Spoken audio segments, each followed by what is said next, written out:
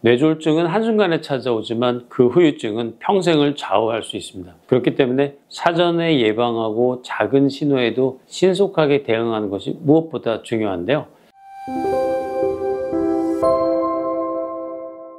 안녕하세요. 참포도나무병원의 정진영 원장입니다. 여러분, 3대 사망 원인으로 꼽히는 병이 첫 번째가 암, 그리고 심장병, 그리고 또 하나가 뭔지 아세요? 바로 뇌졸중입니다. 뇌졸중은 예고 없이 갑작스럽게 찾아오는 무서운 병으로 알려져 있지만 사실 우리 몸은 뇌졸중이 찾아오기 전에 미세한 신호들을 보내고 있습니다. 이런 전조 증상을 제때 알아차리고 빠르게 대처한다면 소중한 삶의 질을 지키고 생명도 지킬 수 있는데요. 오늘은 이런 뇌졸중의 주요 전조 증상, 간단한 자가진단법, 그리고 예방을 위한 방법에 대해서 알려드리겠습니다. 뇌졸중은 예고 없이 갑작스럽게 발생하는 경우가 많다고 알려져 있지만 사실 그 전에 미세한 전조 증상이 있습니다. 문제는 많은 분들이 이를 일시적인 증상으로 여기면서 잠깐 그런 거겠지, 내가 왜 이랬지? 좀 쉬면 괜찮아지겠지 하고 무심코 넘겨버린다는 점입니다. 이렇게 경미한 증상을 놓치면 뇌졸중 치료의 골든타임을 놓쳐서 경우에 따라서는 큰 후유증이나 생명까지 위협받는 상황이 될 수가 있는데요. 특히 뇌졸중은 발병 후 수분에서 수시간 안에 급격히 진행되는 병이기 때문에 사소해 보이는 신호라도 절대 그냥 지나치지 않는 것이 매우 중요합니다. 그렇다면 뇌졸중이 보내는 신호를 빠르게 감지할 수 있는 방법에는 무엇이 있을까요? 뇌졸중 전조 증상, 영어 단어 딱 요거 한 가지만 기억하시면 됩니다. 빨리 달리다, 빠르다 하는 단어가 영어로 fast, F-A-S-T라고 fast라는 단어인데요. 미국 심장 뇌졸중 학회에서도 이 fast 테스트를 통해서 뇌졸중 여부를 신속히 판단할 것을 권장하고 있는데 그 방법 어렵지 않습니다. 먼저 첫 번째 F는 face입니다. 얼굴 할 때 말하는 face죠. 한번 웃어보세요. 한쪽 얼굴은 웃고 있는데 반대로 한쪽 얼굴은 처져 있다거나 입이 삐뚤어져 있거나 이런 경우 뇌졸중을 의심해야 합니다. 두 번째 fast의 A는 arm, 팔을 얘기하는 arm의 A입니다. 자, 두 팔을 앞으로 쭉 뻗어보세요. 만약 한쪽 발이 처지거나 힘이 들어가지가 않거나 그런다면 이 또한 뇌졸중의 전조 증상 중 하나입니다. 세 번째 S는 스피치인데요. 말하던 도중에 갑자기 발음이 어눌해지거나 문장이 제대로 이어지지가 않는다면 뇌졸중 가능성이 있을 수 있습니다. 실제로 뇌졸중 증상 중에서 매우 흔하게 나타나면서 쉽게 알 수 있는 증상이 바로 언어 발음인데요. 마치 술 취한 사람처럼 발음이 꼬이거나 어눌하거나 하려던 말이 잘 나오지 않는 경우, 즉 언어장애가 생기게 되면 뇌졸중을 의심해야 됩니다. 마지막 네 번째는 T는 바로 타임, 시간입니다. 뇌졸중은 시간과의 싸움이기 때문에 위 증상 중 하나라도 나타난다면 절대 지체하지 말고 즉시 119에 신고하셔야 한다는 그런 뜻입니다. 뇌졸중은 단 한순간의 판단이 생사를 가를 수도 있는 아주 무서운 질환입니다. 자신뿐만 아니라 가족의 생명을 지키기 위해서라도 이 FAST 반드시 기억해 두시길 바랍니다.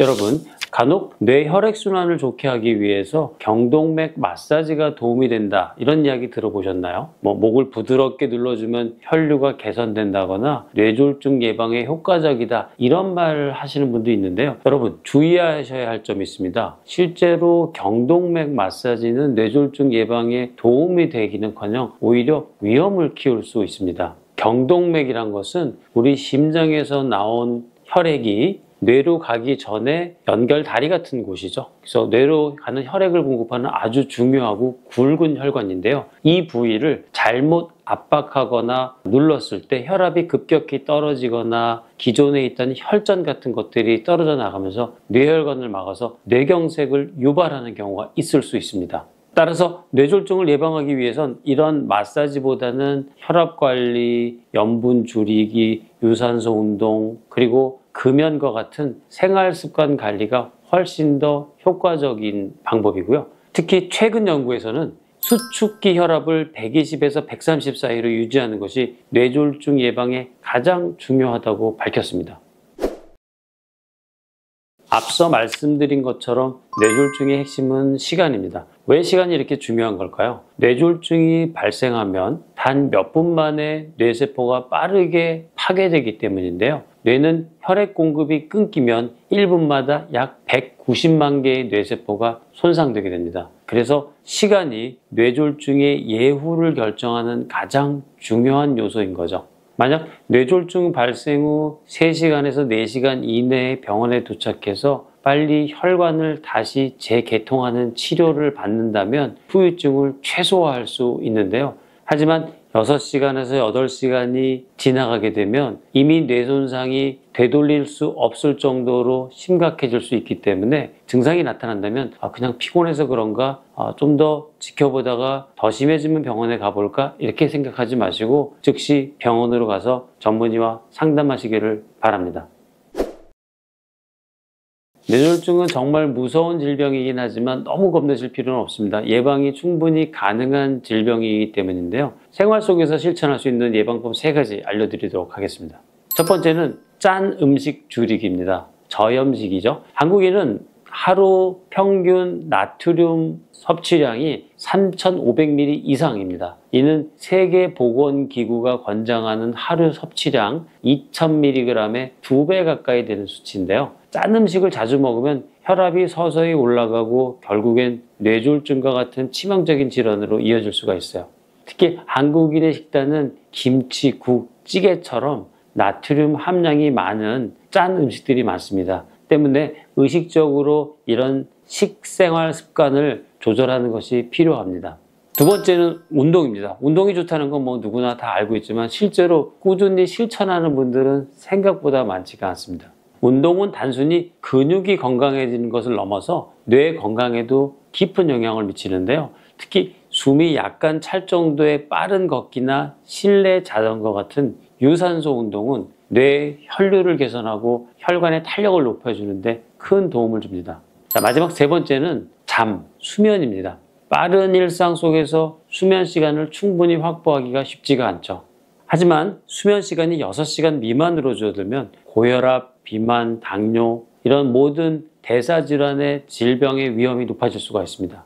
반대로 7시간, 8시간의 충분한 숙면을 취하면 뇌가 낮 동안 쌓인 노폐물들을 정리하고 혈관을 정화하는 데 도움을 줍니다. 수면을 단순히 쉬는 시간이 아니라 몸과 뇌를 회복하는 중요한 과정으로 인식해보고 신경을 써보시는 건 어떨까요? 뇌졸중은 한순간에 찾아오지만 그 후유증은 평생을 좌우할 수 있습니다. 그렇기 때문에 사전에 예방하고 작은 신호에도 신속하게 대응하는 것이 무엇보다 중요한데요. 만약 오늘 말씀드린 증상 중 하나라도 나타난다면 조금 쉬면 괜찮아지겠지라고 대수롭지 않게 넘기지 마십시오. 뇌는 우리 몸에서 가장 소중한 기관 중 하나이고 한번 손상되면 되돌릴 수가 없기 때문에 신속하게 병원을 찾아 검사와 진료를 받는 것이 무엇보다 중요합니다. 건강한 뇌를 지키는 가장 확실한 방법은 빠른 대응입니다. 혹시라도 이상 징후가 느껴지신다면 지체 없이 전문의 진료를 받아보시기를 바랍니다. 이상 참포도나무병원의 정진영 원장이었습니다. 감사합니다.